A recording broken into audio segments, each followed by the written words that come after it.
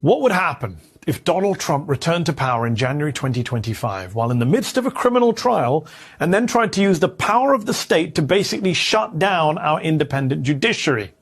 Well, you don't have to imagine. Over in Israel, his far-right authoritarian pal, Prime Minister Benjamin Netanyahu, who is on trial for corruption, has been trying to do just that. Netanyahu's far-right government and its proposed reforms to the judiciary, reforms that would give him the power to, among other things, overturn Israeli Supreme Court decisions, have been met with historic protests. On Saturday, for example, 300,000 Israelis took to the streets, which is the equivalent of nearly 10 million Americans turning out to protest here.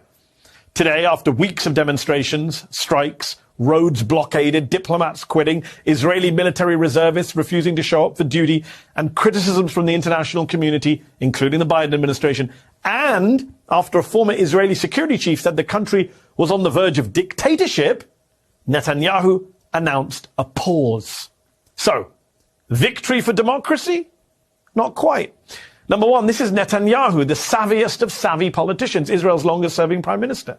The odds are he's just pausing so that the protesters go home, the anger dies down, the world moves on, and then he and his far-right coalition get to just ram it through anyway.